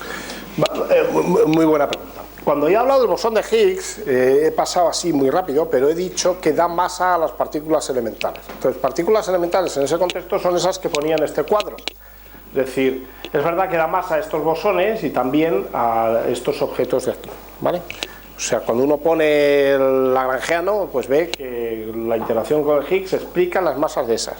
Cuando estamos hablando de la masa a la que tú te refieres, estamos hablando de una masa que es diferente en cierto sentido, porque claro, cuando yo tengo un protón, el protón está formado por quarks y luego además que se intercambian gluones. De hecho, la estructura del protón es una cosa muy complicada. Entonces es cierto que aunque la masa de las partículas elementales, esta de la tabla, procede por interacción con el Higgs, cuando yo tengo objetos compuestos que interaccionan entre sí, o sea, la masa que yo veo desde fuera de un objeto de esos procede en parte de la masa de los constituyentes y en parte de la energía que tiene el sistema. Y de hecho, la mayor parte de la masa de un protón no está contenido en la masa de los quarks que lo forman, sino en toda esa maraña de gluones y en la energía que está circulando por ahí. Y eso es muy difícil de calcular, y te voy a poner un ejemplo concreto. Si tú quieres calcular la masa de un átomo de hidrógeno, pues pensar en unas tablas y decir, venga, un átomo de hidrógeno, un protón, un electrón. Suma la masa del protón, sumo la masa del electrón, me sale un numerito y cuando lo comparo con una masa del hidrógeno determinada con suficiente precisión, veo que no coincide el cálculo.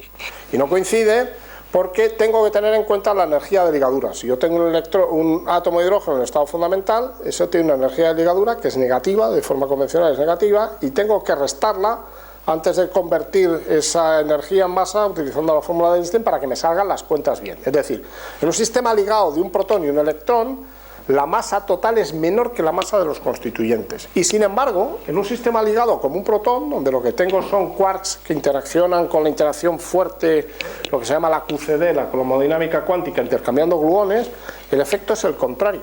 Los quarks son mucho más ligeros que el protón, y sin embargo el efecto colectivo de esa interacción que hay entre los constituyentes lo que hace es aportar una masa positiva que es la mayor parte de la masa del protón.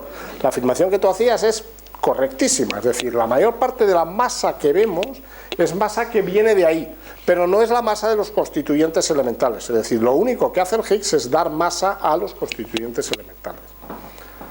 ¿De acuerdo? O sea, que esa es exactamente así. Y luego lo que pasa es que como la teoría de la interacción fuerte, desde el punto de vista de calcular, realmente es muy difícil de manejar, el obtener esos números, es decir, el sacar a partir de primeros principios, de lo que es la formulación básica de la cromodinámica cuántica, de la teoría de interacción fuerte, la masa de protones es un problema complicadísimo, que de hecho solo se sabe resolver con superordenadores y con una incertidumbre que es del orden de unos tantos por ciento, es decir, no se hace un cálculo terriblemente preciso, aunque es verdad que lo que sale es consistente con lo que conocemos. Muy buena pregunta, ¿no? ¿A qué se debe realmente? ¿Es a la velocidad a la que se están moviendo o a estos efectos cuánticos relativos? Bueno, hay una parte que es energía cinética, pero también hay una parte que es la energía, o sea, es como la energía potencial, es decir, es una combinación de todo ello. O sea, el concepto de energía potencial, que tiene utilidad práctica cuando hablo, por ejemplo, de electromagnetismo, de gravitación clásica, con la interacción fuerte no es tan evidente. Por tanto, no es tan fácil hacer esa división entre energía cinética y energía potencial. O sea, es la energía del sistema que uno puede calcular si sabe cómo hacerlo utilizando las reglas de la cromodinámica cuántica. No hay una imagen fácil de eso, de hecho es muy poco intuitivo, yo no lo entiendo, porque cuando uno toma el modelo, uno podría decir, los estados, si yo tengo un sistema ligado, la energía es siempre menor que la de los constituyentes, eso es verdad para un sistema como el átomo de hidrógeno, y sin embargo no es verdad para un protón.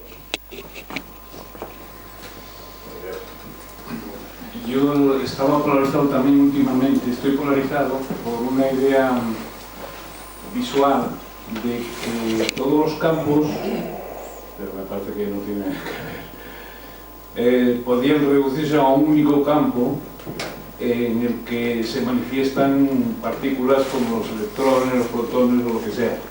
Esta imagen que se me estaba quedando a mí, supongo que no tiene nada que ver con la realidad porque además casi todos son artificios matemáticos, ¿no? Bueno, no son artificios matemáticos, es más bien al revés, es decir, hay una descripción precisa de lo que por ejemplo, en mecánica cuántica, uno de los objetos básicos en la construcción matemática cuando yo voy a describir un sistema cuántico, hay un ingrediente que es lo que se llama el espacio de Hilbert del sistema. Eso es un tipo de espacio matemático que es relativamente difícil de definir. Entonces, en teoría cuántica de campos se utilizan un tipo de espacios que se llaman espacios de Fock. Hay una construcción matemática que me dice cómo se obtiene por un procedimiento matemático bien definido. Y en ese contexto, cosas como las partículas elementales tienen una interpretación precisa, son cierto tipo de vectores. Y luego en esos espacios de Hilbert hay otra cosa que se llaman operadores que actúan sobre los vectores para dar otros vectores, y las propiedades de esos operadores tienen una correspondencia con las magnitudes físicas que se miden. Pero es una construcción matemática precisa, es decir, hay unos ingredientes que están bien definidos, que son bastante abstractos y que no son triviales, y que es con esos ingredientes con los que yo soy capaz de decir qué es una partícula elemental, no, pero sí cuál es la descripción de partícula elemental que me permite hacer predicciones físicas que compruebo en el laboratorio. Entonces, no es una imagen, es decir, es una cosa matemáticamente concreta, y que lo que pasa es que desgraciadamente es difícil de entender, es decir, hace falta saber matemáticas serias para poder manejar esos conceptos con seguridad y poder pensar que uno comprende un poco lo que está pasando. O sea, entonces, estas imágenes, es un poco volviendo a la pregunta de antes, ¿qué es una partícula? Pues uno puede dar una especie de imagen pictórica de unas palabras que, bueno, pues, sí, le pueden dejar uno más o menos tranquilo, es una perturbación de un campo cuántico. Sí, puede que sea, pero realmente eso no es una definición precisa. La definición precisa es la otra que di, y esa pues hay que aguantar apuntarse y si uno quiere manejar la competición, pues estudiar lo que hace falta. Que no es fácil, ¿eh? Muy bien, pues nada.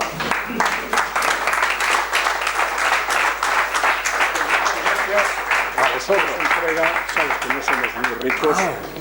No, pues...